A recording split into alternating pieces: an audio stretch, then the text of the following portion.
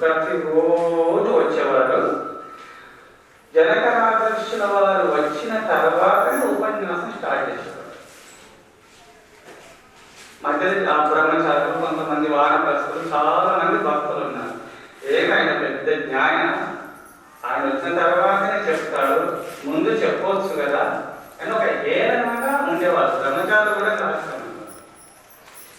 మీరు సర్వసంగ పరిత్యాగం కదా, ఆయన వచ్చినప్పుడే స్టార్ట్ చేయాలన్నా, లేకపోతే ముందు చెప్పకూడదా అని గురువారు గ్రహించి యోగ శక్తి వల్ల ఆ ఆసనల కుటీరాలు అన్ని తగలబడేలాగా యోగ శక్తి వల్ల కల్పించింది. గురుదేవ కుటీరాలు తగలబడుతున్నాయి అంటే పరిగెత్తినారు. గురు చెప్పకుండా పరిగెత్తినారు, నీరు పోసినారు, అంత ఆర్పేసేసినారు. గురువుగారు ముందు గొప్పగా చెప్తున్నారు. గురుదేవుడు ఏ వస్తువు తగలబడలేదు, టకాటక నీరు పోసినాం, అన్ని ఆర్పేసేసినాం, గొప్పగా చెప్తున్నారు. ఆయన మంచిగా పనిచేసినారు. ఆయన ఆశ్రమాన్ని కాపాడినారు, పరశ్రమ చేసినారు. జాగ్రత్త చేస్తే ఆశ్రమంలో తగలబడి పోయేదిరా అని చెప్పుకుంటున్నారు. మళ్ళీ విద్యానగరం మూలంగా యోగ శక్తి వల్ల అంతా తగలబడేలాగా కల్పించేసినారు. పొగలు వస్తుంది, అగ్నిశిఖలు ఆకాశాన్ని అంచేసి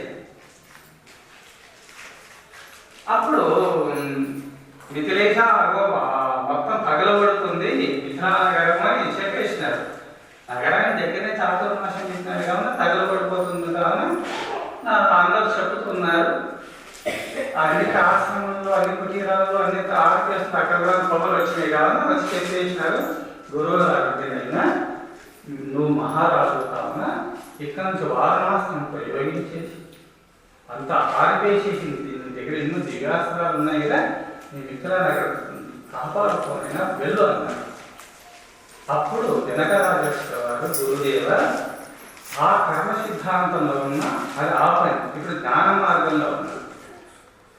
ఈ దేహమే నాకు కానప్పుడు దేశం నాది అవుతుందా గురుదేవ, నేను తరించే మార్గం ఉపదేశం చెయ్యి అన్నాడు జనకరాజు.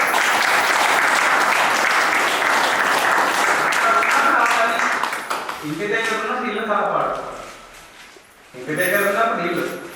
గురు సాన్నిధ్యంలో ఉన్నప్పుడు అది వదిలేదు. తాను తరించే మార్గం అదే ఉపదేశం. అదే